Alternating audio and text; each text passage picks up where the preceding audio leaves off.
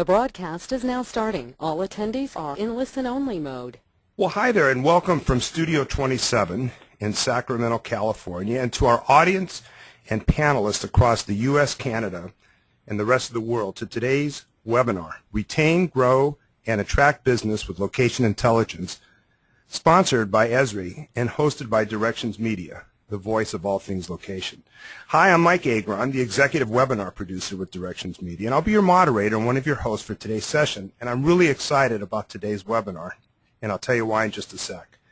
But we are going to be introducing our speakers, but what we want you to know is that today's not about theories or strategies, because these experts are going to be sharing with you their insights and best practices. And Barry Waite from the City of Carson is going to drill down and talk about some pretty remarkable things they've done with Esri Cloud Computing Solutions that have been able to help them promote their region to attract new customers and retain current ones. Now, you're also going to have an opportunity to have your questions answered at the end of our panel discussion during our Ask the Experts session.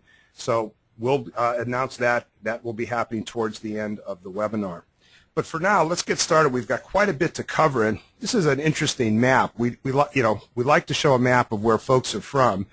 And yes, 400 people have registered, or more than 400 people from 16 countries, and it's a diverse representation of industry. But here's what's interesting. Brenda Wolf, who will be one of your presenters, used Business Analyst Online, and she made this map of all the U.S. registrants. And what it reveals is that folks on this call live in counties where many people exercise 2+ times a week at a health club. So consider yourself part of that demographic. We are going to be moving into a discussion, and we've invited you, along with other executives, managers, and operational level professionals who are involved in economic development, retail network management, really to learn about how Esri's Cloud Computing Solutions can offer economic developers and cities tools to promote their regions. So regardless of your industry affiliation or segment, we're confident you're going to find today's webinar of value. And let's start by asking you to take a look at how to ask a question. We absolutely want to take as many of your questions as possible. And all you need to do, if you look at my screen here, or if you look on your screen in the upper left-hand side, is a control panel. Now, if for some reason it isn't open, if you see these two little arrows here, just click on that and it will open. And in the little red area there, just type in your question. Do this as many times and as often as you like. Nora will take them and put them in the queue, and we'll get to them at the end of the webinar. And as we always say, for those questions that we're not able to answer on air, we absolutely promise to have a representative get back to you as soon as possible. We're also going to have some fun with some polls, and we'll be launching them in just a bit just to get your input. We'll share the results with the audience. And the question that we always get asked is, will there be a copy of today's webinar recorded? And the answer is yes. You'll all be receiving an email with a link in it shortly on how to access today's webinar for on-demand viewing. And finally, there will be a brief survey that will pop in your browser at the conclusion of the webinar. We absolutely love to get your feedback on how today met your expectations. And speaking of expectations, we normally have these webinars budgeted for an hour. However, because of the strong demand and interest in today's topic, we may go a little bit longer, but we'll let you know. And certainly, if you have other commitments, not a problem. As I just mentioned, there will be a copy of the webinar recorded, so you'll be able to pick up anything you missed at that time. So what I want to do now is launch our first poll. And we'd just like to know, have you heard about Business Analyst Online?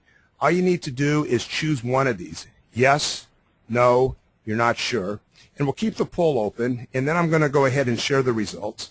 And we'll let everybody know what their familiarity is.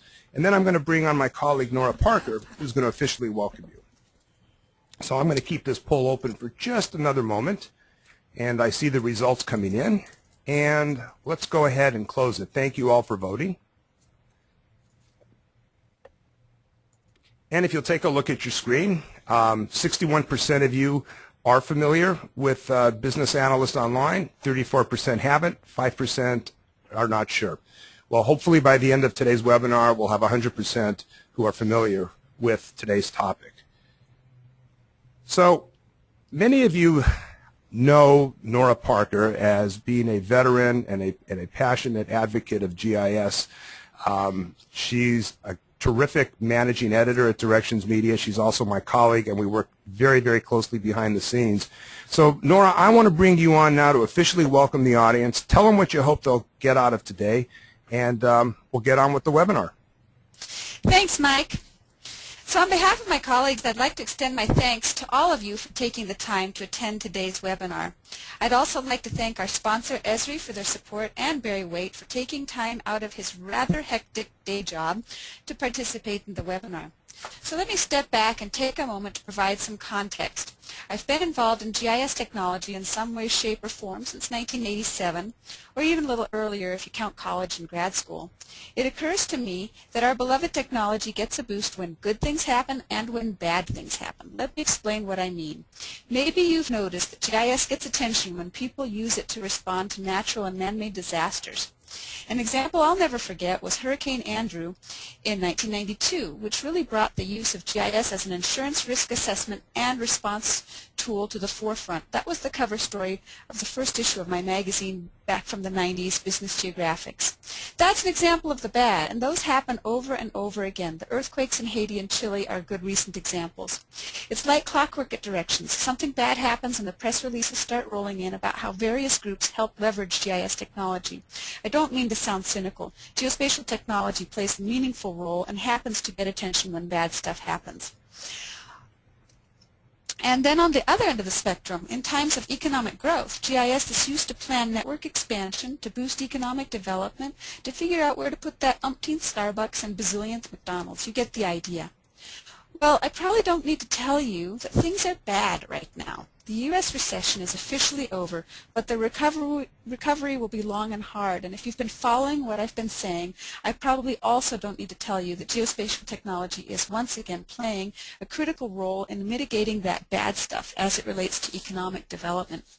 So as Mike mentioned, we're going to hear from Barry Waite, who is deeply involved in economic development for the City of Carson, and we're going to learn how Business Analyst Online is helping him with his mission and his job.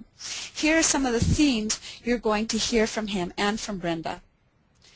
First, it's clear that developers, cities, and other organizations responsible for economic development have had it with constant churn. Too much energy is wasted on bringing in businesses and or tenants that aren't viable for the long term, and Barry will be addressing this in his presentation. Second, economic gardening is a growing trend which is focusing on helping businesses that are already in your community to succeed.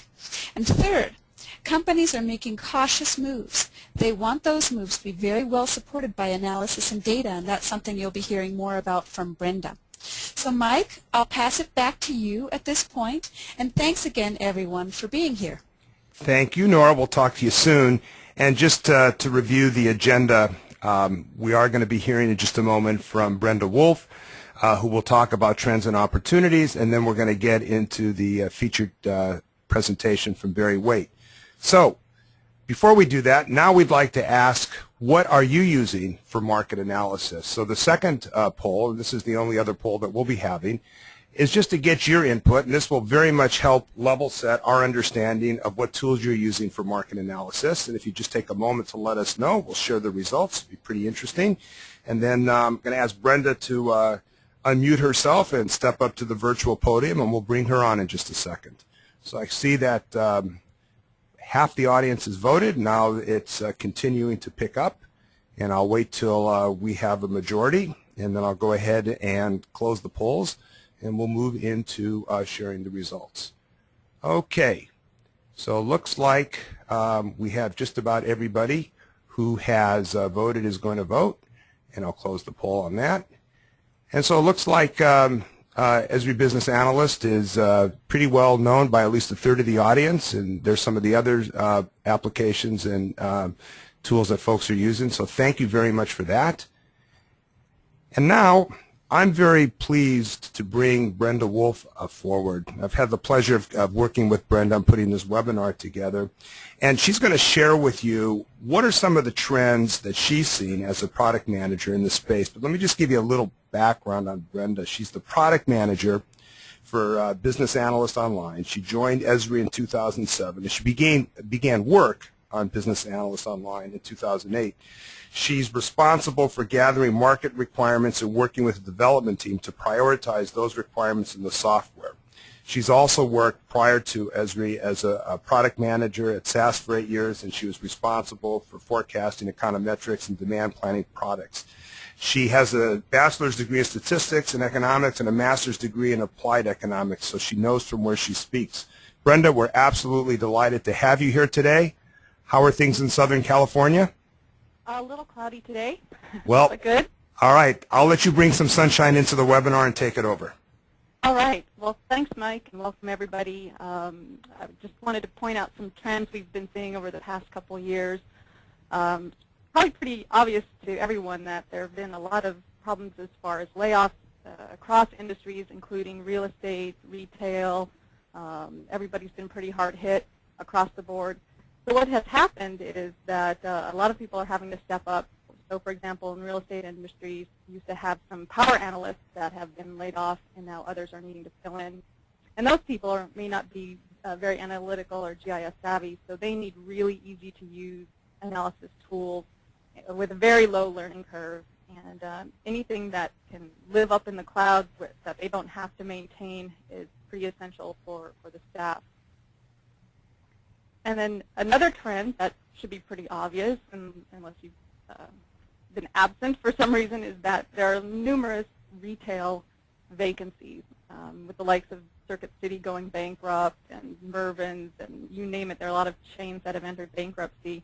And early on in the Great Recession, we saw that there were some musical chairs going on, and some retailers were taking advantage of better lease rates and better opportunities for better location.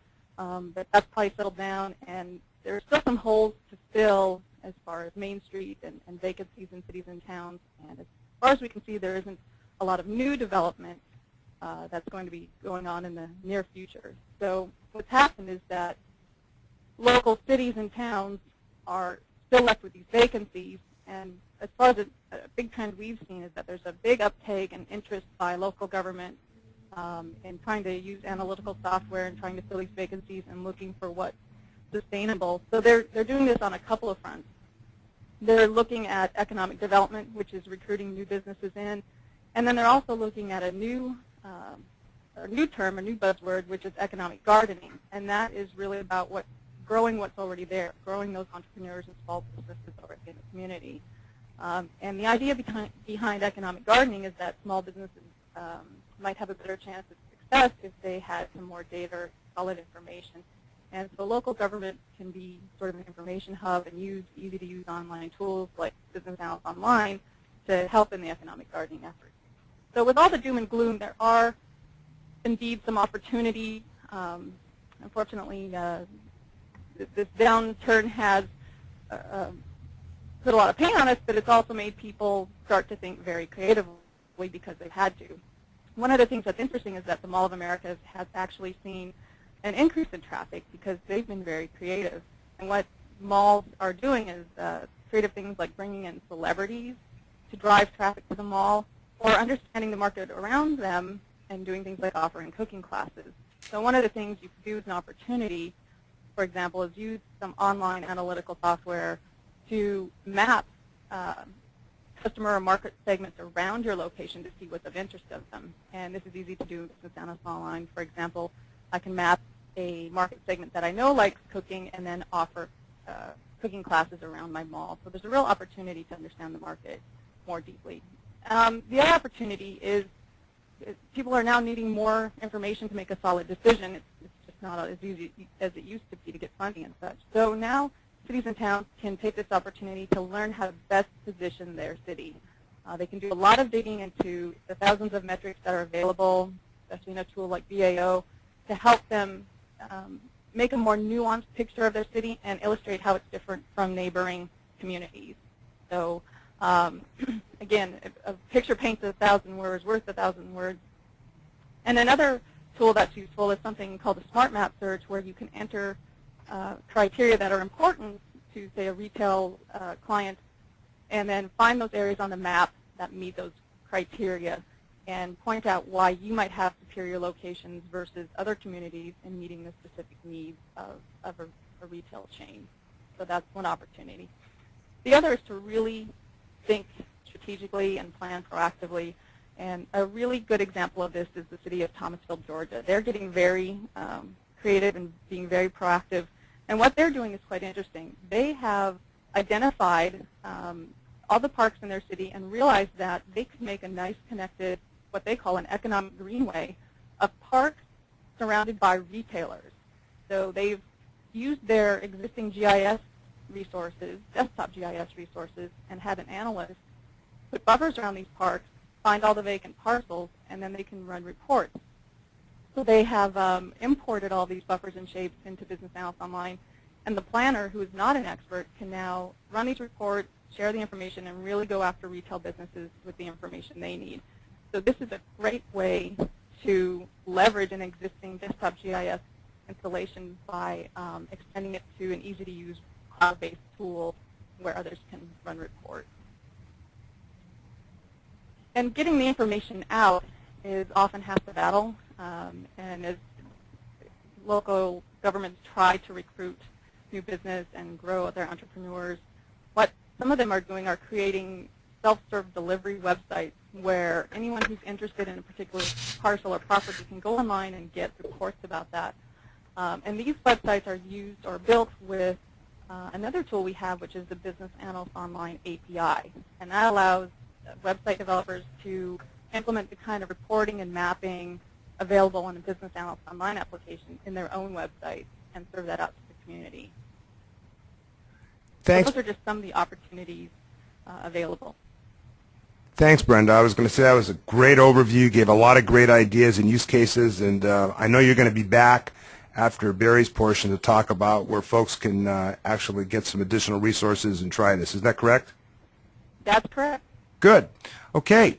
Well, now let's move into our featured portion here. And for those of you that just joined us, we just heard from Brenda Wolf of Esri, who shared some of her perspectives and some pretty interesting industry trends and opportunities on how using cloud computing solutions can help you, particularly if you're an economic developer and others, promote your regions. But now we're going to hear some real case studies and use cases around this. And our featured presenter is Barry Waite.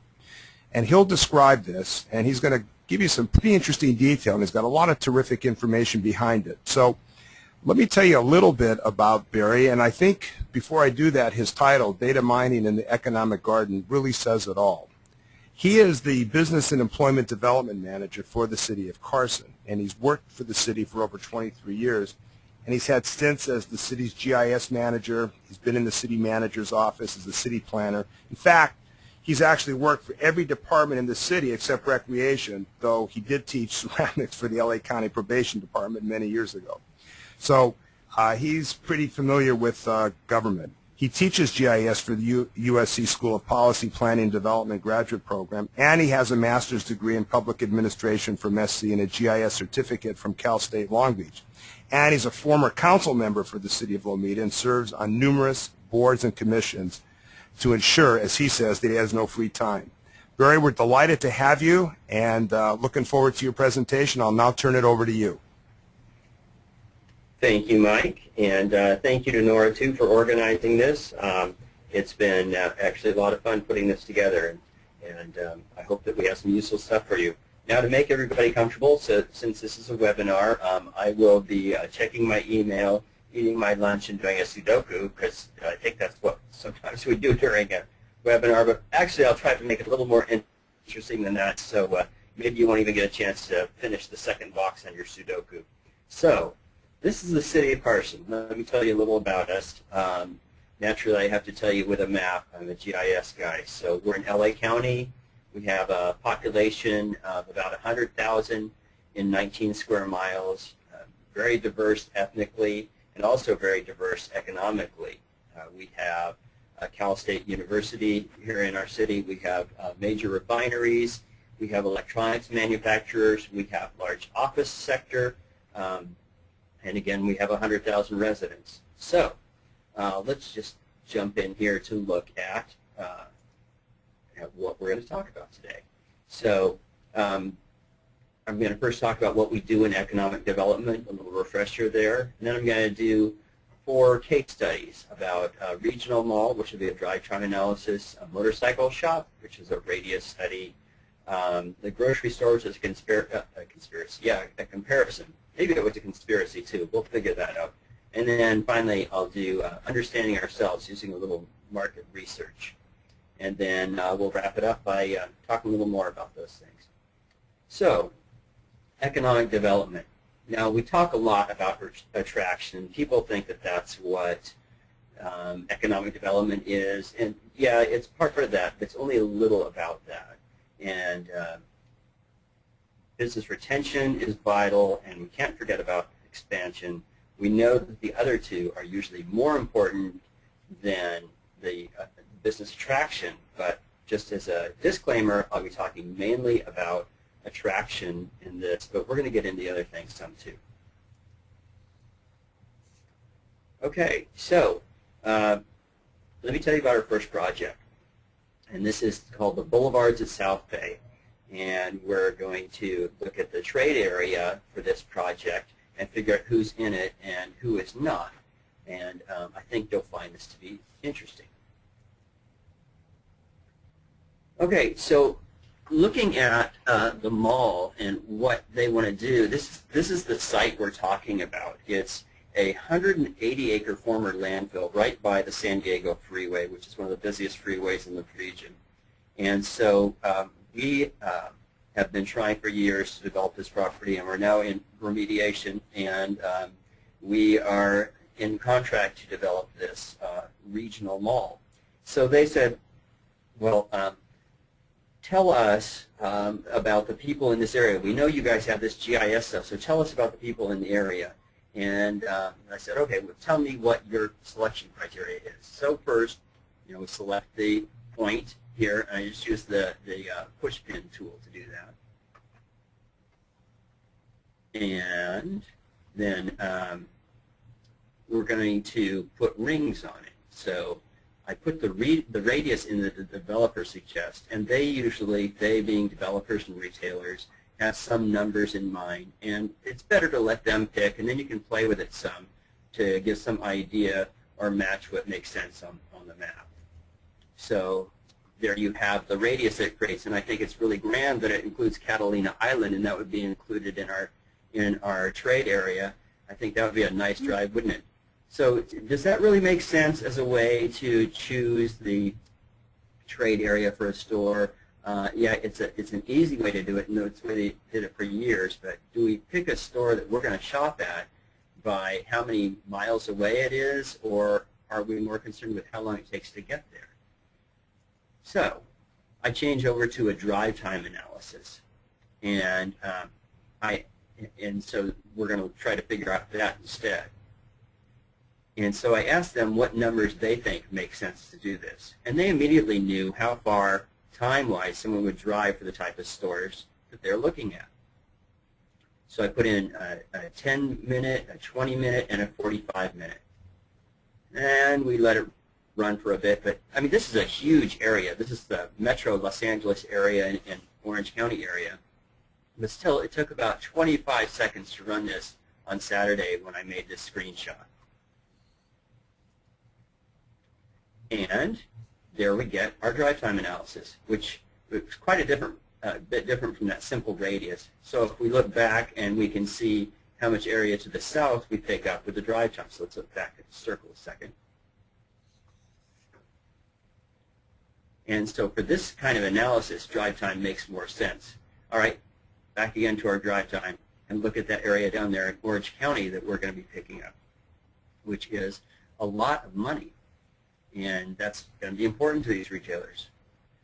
Okay, so I click on Next, and then we can get some reports. And it's very simple, the structure for this. You can see you just keep going from left to right down the menu structure. It's very easy to do. So my favorite report here is the one at the bottom. There are lots of reports to choose from, and this screenshot has almost a third of the available reports. But let's take a look at that demographic and income report. So we click on it, and we get a short description and a little more detailed information, and it helps me pick the right report on the first try. And I'm also going to take another one here. I'm going to take the demographic, or along with the demographic and income profile, I'm going to take the disposable income profile, because a lot of times that's more important, not just knowing how much money somebody makes, but how much of it they have to spend. And then I think this took about a minute to come up, and there I have my reports in a PDF format. And here is the report, or the top page, top half of page 1. So kind of tough to do with a screenshot. I wanted to make it big enough for you to be able to clearly see it. So let's look at those population numbers. You know, Barry, Mike again, I'm curious, is this the format what the developers are used to seeing? You know, that's a good point. They have gotten usually some sort of standard report over the years, and this is generally formatted like what most of the people are used to seeing, which is very helpful to them because they want simple and easy like everybody else does, so you want to give them something that at least they're comfortable with. But often what we find is once we started with that, well, let's look at the next one, and I can show you a great example. Sure. That report also comes in a graphic format, which they are likely not used to having. And so like here we can see the trade area is growing at a slower rate than the state or county as a whole, but the income is increasing at a higher rate. So that's a pretty good thing if you're a retailer. And so if I give them this sort of format, that's really helpful to them. So we saw the radius and the drive time. We agree that the drive time is probably a much better indicator for retailers, but most of them are still using radius maps because that's what they've always used. So we give them that first, but it's a good idea to show them the option. And once they see that drive time option, they get really excited about that. So be ready to ask for what they're used to and provide them that, but then after that, maybe provide them some value added. They are your customer after all, and they're the one that you need to convince that your community makes sense. All right, keeping the distance. So sometimes you have to do a radius analysis, and this is a great example. I got a phone call one day from a gentleman interested in moving his shop to the City of Carson. And it's an existing store, as I mentioned, and he is also interested in expanding into another company line. And that company requires a 10-mile separation between stores. So he needed to make sure that he was 10 miles away from that other store. Now, that may sound like a difficult thing, but we started with the address that they provided for the existing dealership. And there it is. And I'm going to add a 10-mile ring around that. Excuse me. And what's fun here is to see how close, I'm going to jump ahead here, we're going to see how close this gets us. And as I mentioned, it's a minimum 10-mile separation. That's not just a franchise requirement. It's often a legal requirement. So believe it or not, it gets fairly complicated and serious. And so we needed to make absolutely sure that we were good.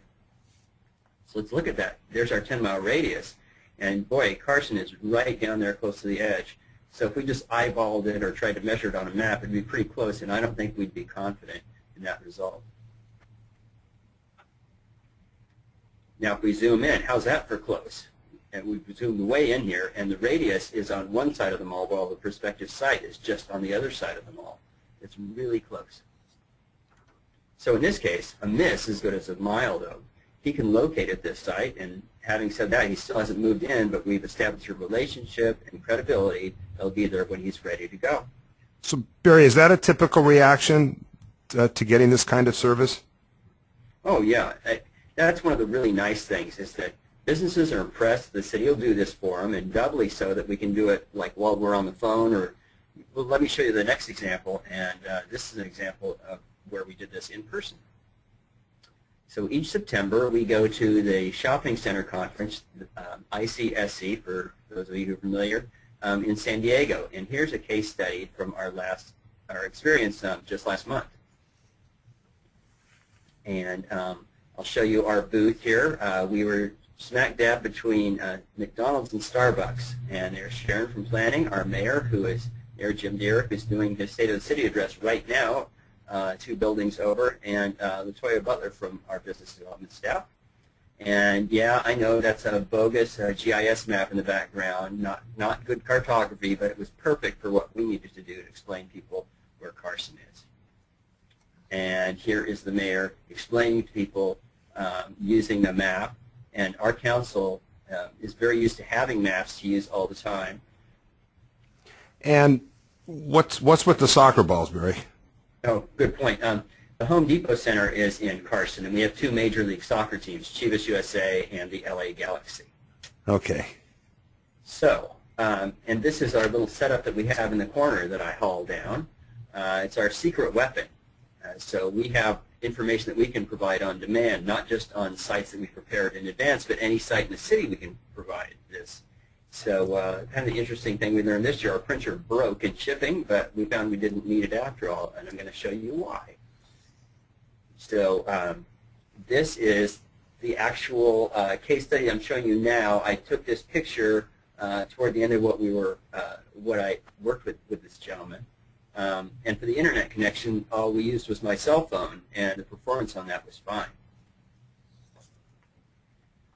So let me tell you about this, what happened here. We had a grocery store that was looking for a population of 20,000 minimum Hispanic within a 1-mile radius of the store. That is their standard requirement. Again, would drive time make more sense? Probably, but they're used to this radius analysis.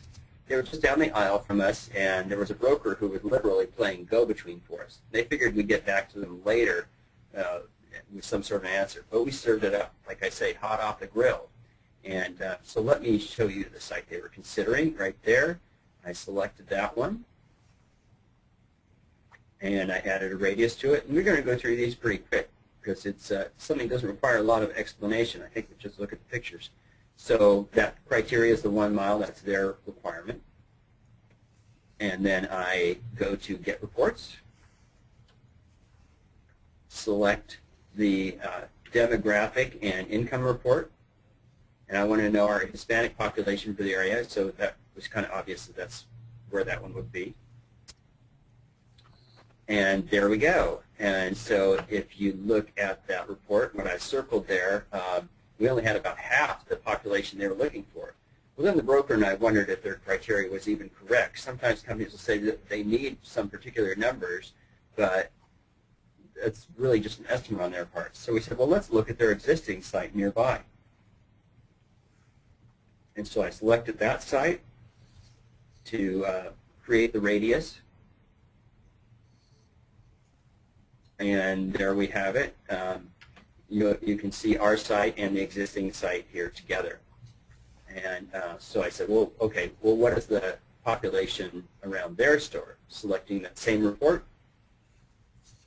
And here is their Hispanic population for that area. So 38,000. Well, clearly that's a huge difference. And you can see it's a much larger population in that area, especially the Hispanic population. But then I really started to want to dig in a little deeper and see if, well, are there other things that maybe are important they're not considering?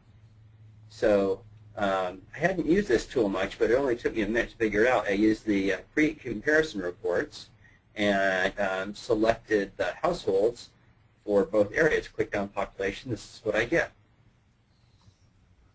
And sure enough, it shows that they have a much larger population around their existing store. Okay, so let's look at just the total Hispanic population. And I can get that. Let's see here. There we go. And so I can get that in a table format. And looking at the numbers, I can see, moving ahead here, that that's a much larger number, 38,000 to 10,000.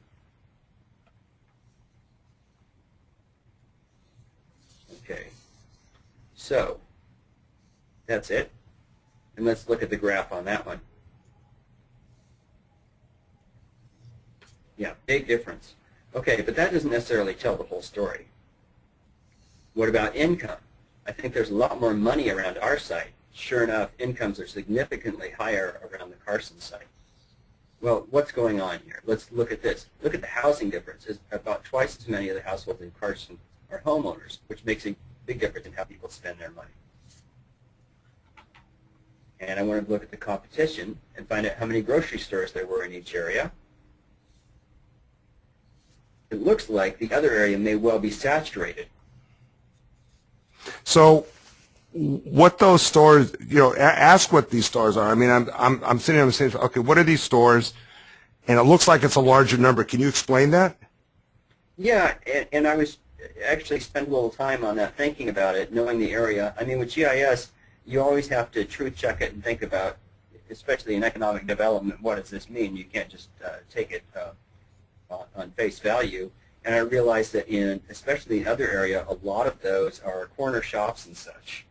So it looks like there are many more competitors in that other neighborhood. So maybe there are more unserved customers in Carson than there are in that other neighborhood. Got it. Thanks, Barry. So you may be thinking this was a failure. We did not meet their criteria, and that's true. But we gave them enough information to think that they may want to consider bending their criteria for a good prospect that they maybe wouldn't have considered otherwise. So an even bigger point is they were impressed with how quickly and thoroughly we could answer them. And the broker was really excited. I mean, he just thought this was the greatest thing since sliced bread. Now, it may not pay off for this deal, but we've created a positive impression that will last. And I really think that's huge for the city in the long run, creating the relationships with the developers and so on that will last us into the future. Okay, so I was looking for a Big Bang Theory picture here, but this guy looked pretty geeky, just like me. So the last thing I'm going to show you is how I use BAO for digging deeper in the data mine. Okay, we're on the Research tab now, the last tab on there at the top. And I wanted to look at something that Brenda had showed me actually at the Esri conference this summer. It really surprised me. And I've always known that Carson is a family town, but BAO was able to demonstrate that graphically with data. And so I'm digging around here in the market potential reports, and the one I want is households who watched ABC Family Channel last week. Isn't that a bit esoteric, if you don't mind me asking? No, that's cool. It is, but it's a useful indicator that you can put together with other also esoteric factors, but that will tell you a lot about your community. And so I'm going to show you some strange little tidbits that we can put together that really actually show us a lot that can help our existing businesses recognize how people are spending their money and maybe not spending them in town. And they can merchandise to them or market to them. And the really great thing I'm realizing about doing a webinar is I can flail my hands around and stuff and not look like a crazy person.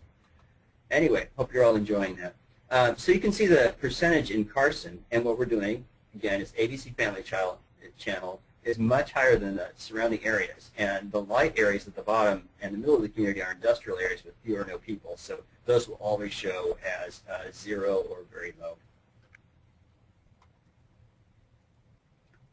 And here's the same data using the index. And a score of 100 is average for the nation. So Carson is pretty high on the index overall, especially in some of the northern neighborhoods, which are also higher income census areas.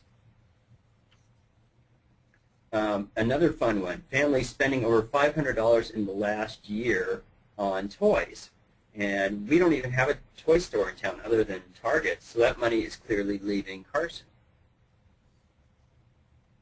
And I just found this one the other day, so these all relate. It's the households buying baby food. And that explains much of the Family Channel popularity and all the toys too, I guess. But clearly, I need to help our businesses reach out to these people. They may not realize that these potential customers are here. And this is a great example of data that we can use for retention, expansion, and attraction. And then related to that, and this is a big deal for us, is people going to family-related restaurants. And you can see in the Southwest a very high concentration. And those are very wealthy communities that we're talking about outside of Carson, the coastal areas there. And the number of people from some of our neighborhoods going to these restaurants is similar to those neighborhoods, even though we have less dining options available. Now, I just found this one yesterday. That big yellow dot there is the Cheesecake Factory closest to Carson. And Carson families, if you want a special birthday celebration or something like that, Cheesecake Factory is a very popular place to go. And I've always said the place would go bust without Carson residents, and looks like I'm right. And then as a final category, this is unrelated, but just showing another sales opportunity. Let's look at book purchases. And Carson residents buy books almost as much as the wealthy coastal communities. But the gradation there across areas I find very interesting. And as you can see, we only have one bookstore in town, Smiley's Books. So I need to work with them to capture more of those sales because people we know are buying the books. And where are they buying them? Not in Carson. So we learned we have a lot of family and kid-related spending.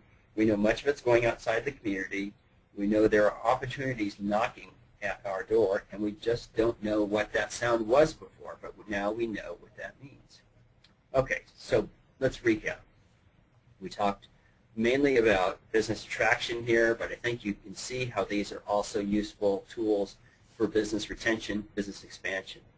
I showed you some case studies, one with a drive time, a radius, we did a comparison, and we also did market research.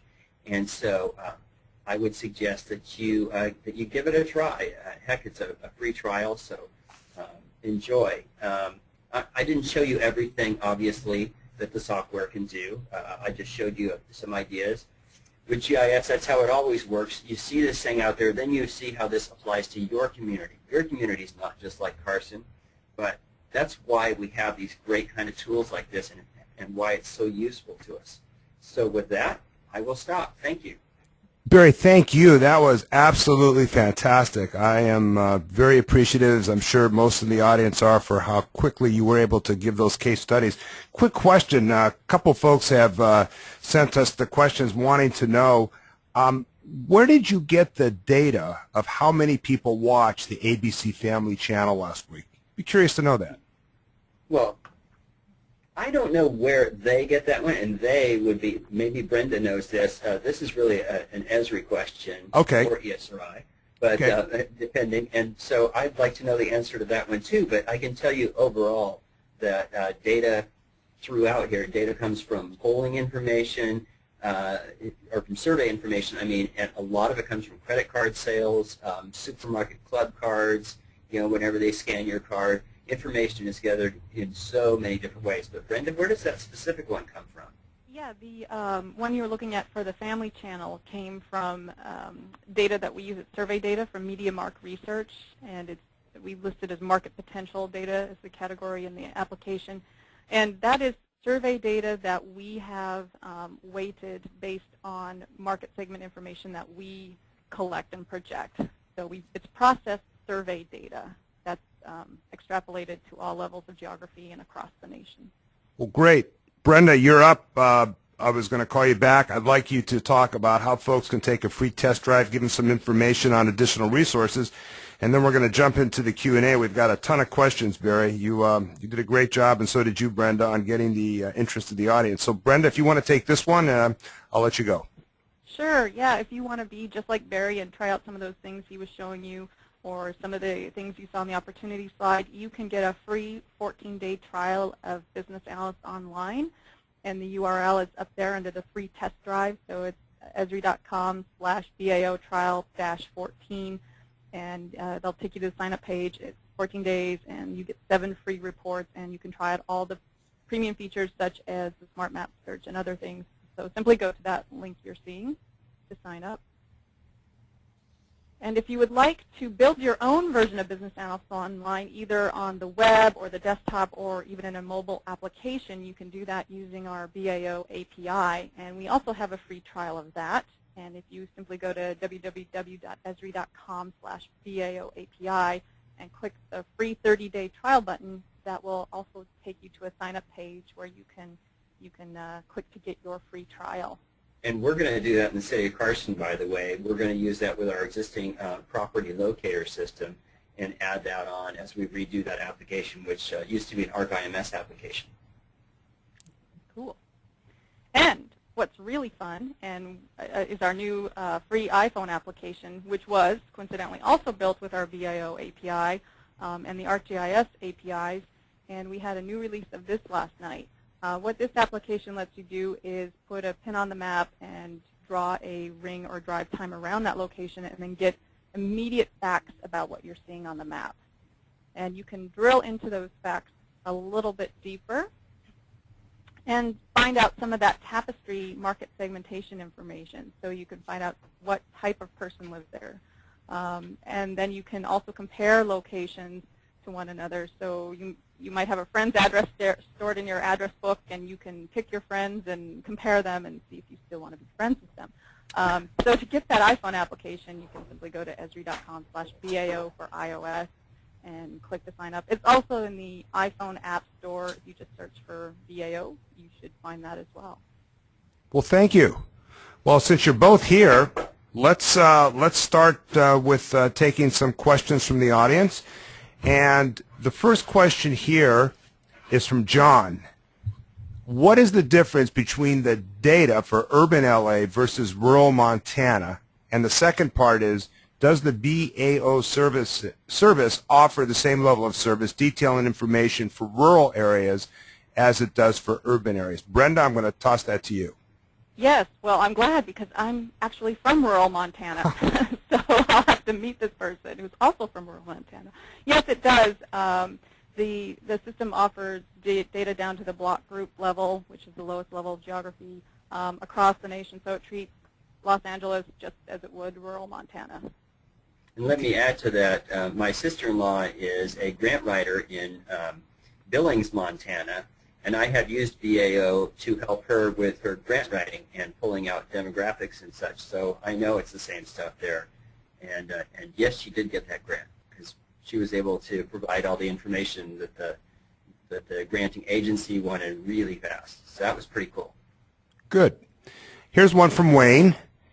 What do you do when you have a local business that is expanding via franchising mode? This business is looking at opening an expansion site in Phoenix, Arizona. Can you help them do the site prospecting analysis for Phoenix? Barry, do you want to try that one, or Brenda? I think that's probably Sure. some input for both of you guys. Yeah, and we have done that where one of our companies, we want our companies to be successful overall.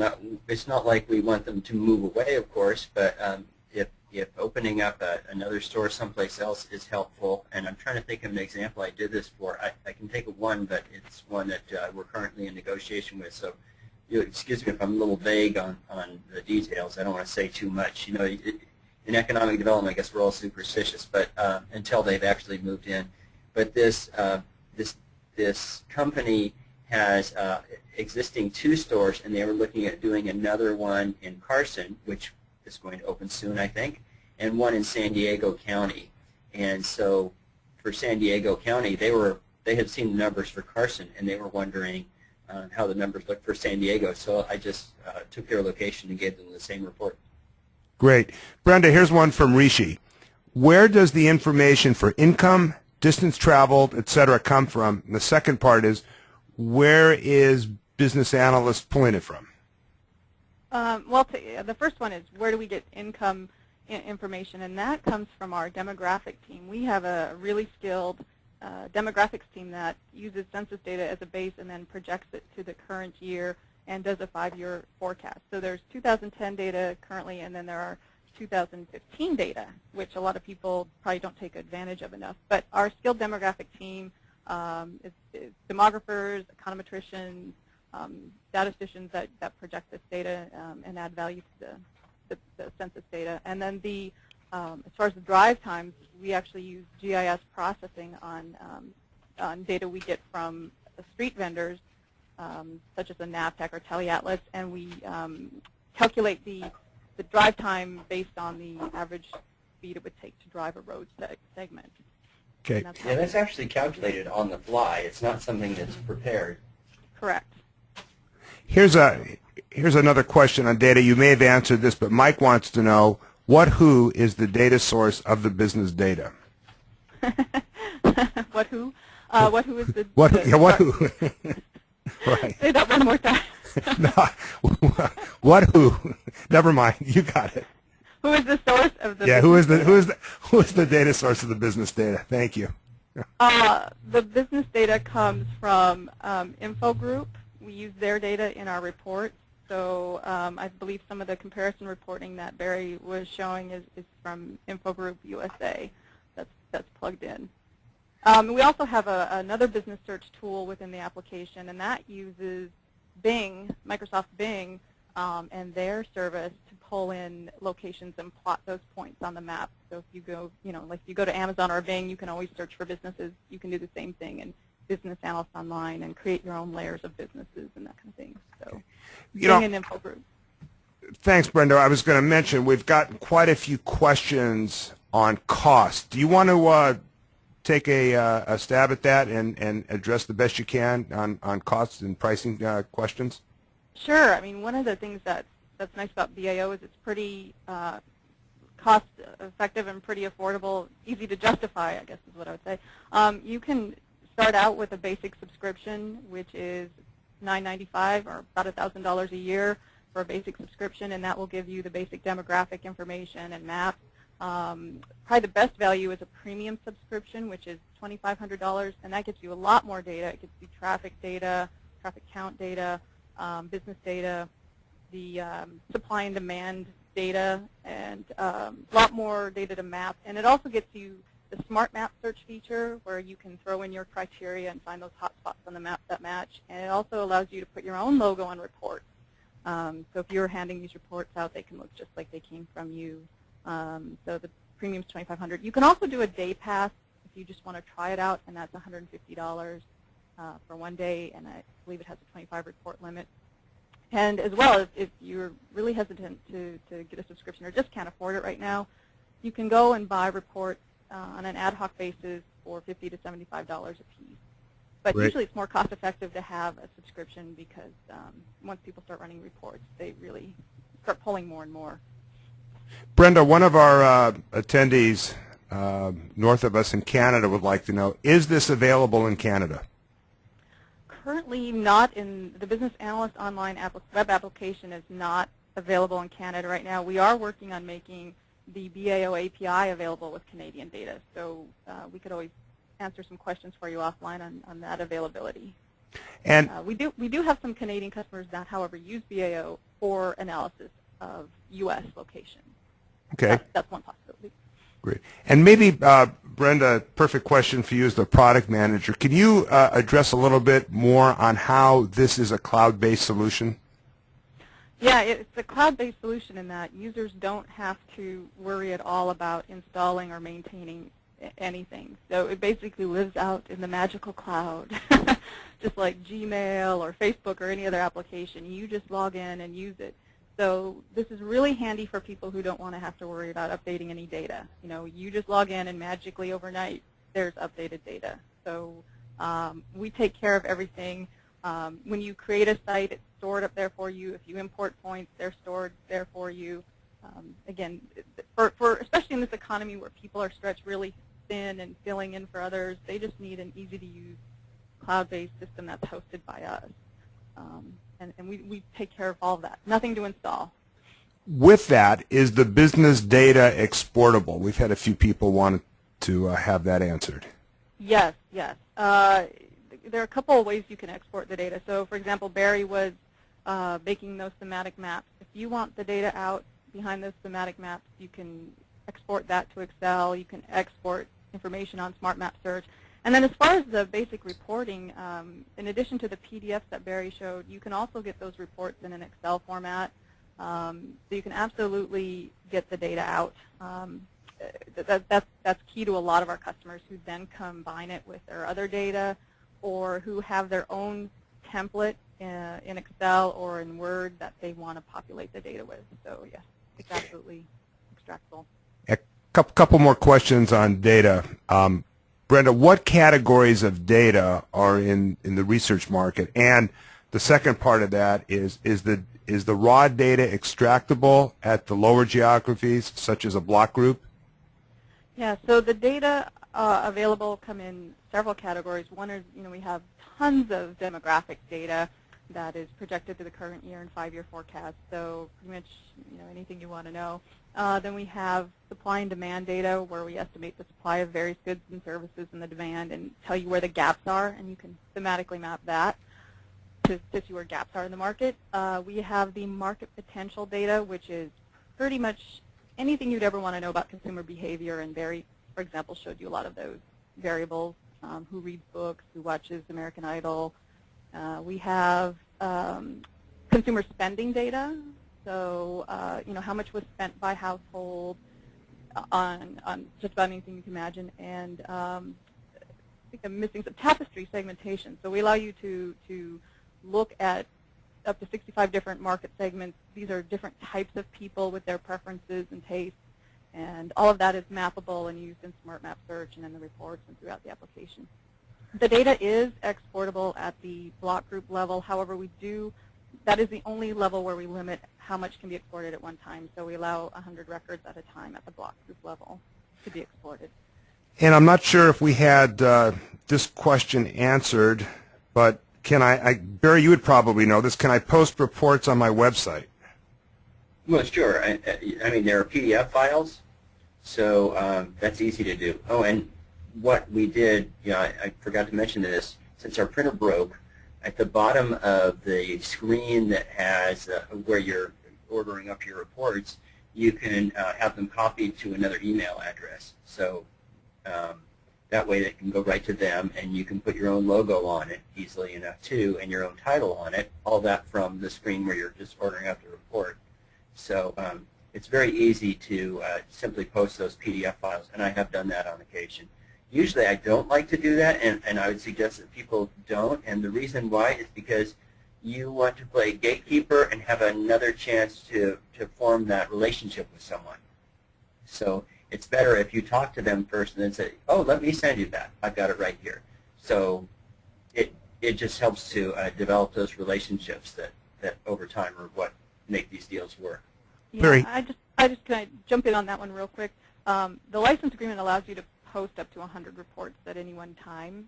We do get asked that, so you can just post without our permission. And one idea might be to just limit, put a simple report up there and a map, and then to Barry's point, then they could call in for more information. But yeah, it's definitely allowed and encouraged. Barry, here's a question. As a recommendation, can business data such as gross sales, year-over-year sales, number of jobs, gross floor area be added to BAO for business trending, such as churn rates and economic impact of transportation projects? And then goes on to say also, local tax burden on businesses would also be nice to incorporate, such as sales taxes, business tax rate. Do you want to try and tackle that one? Yeah, there's a multi-part answer to that. It's a complex question and a more complex answer. Most of those things, you can't add layers into BAO, which is a limitation. If you're going to use Business Analyst Desktop, that might be appropriate to do those things. But let me again caution that you would want to be very careful about that, because a lot of that data is really shaky, especially the vacancy data, industrial vacancies, and so on.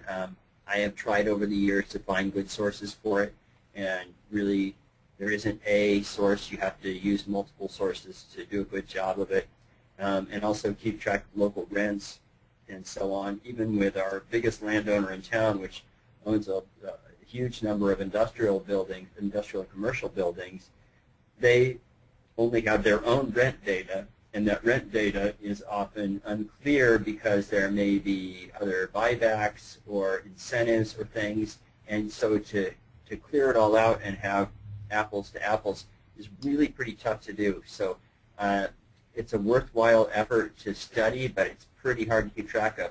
And then on the other part of it, including business costs and so on, like fees and so on, that's another tough one to do. I think we all run into that in economic development. And people ask us, okay, so tell me what all the fees are in Carson. Well, explain to me what you want to do, and I'll tell you what the fees are, because it's not going to be the same in every location. It's not going to be the same for every type of business. I mean, that's for sure. And our fees in town happen to be very low, but still, it's not going to be the same for every business, and I certainly wouldn't want to just try to slap it against a neighboring community and say, okay, well, here we can compare and see where we stand. That's really a dangerous thing to do without, that's why you need the economic development professional there to say, here's what this stuff really means. Got it. Brenda, we're just about at the top of the hour. Are there any closing comments that you'd like to leave our audience with today? I guess I would just encourage people to sign up for some of the free trials and the iPhone app and explore, because we just touched on a small amount of what the application can do. And I'd encourage you just to go in and start exploring some of that data and see what you can learn. Because you may think you know something about a community, but you're surprised when you realize that it wasn't maybe what you thought, or it can help verify what you're thinking your community is like. So just encourage you to sign up. Thank you. And folks, we really want to thank you for your time, your interest, and your attention, and joining us. And we, as we said at the top of the webinar, we hope you found today to be of value. And of course, without Barry Waite and our sponsor, Esri, and Brenda, it wouldn't have been a complete webinar. We really appreciate both of you for your time and effort and hard work behind the scenes to put this together, along with Nora Parker, our Senior Managing Editor. And I just want to remind everybody that those questions that we weren't able to answer on air, we will get back to you. We promise that. And that a copy of today's webcast will be available for download, and you'll all be receiving a link in an email with us shortly on how to do that. Again, thanks you all for joining us. And as we say, we hope to see you on our next webinar in the series. And be sure to tell a friend about Directions Media. This is Mike Agron, your webinar moderator, saying goodbye for now.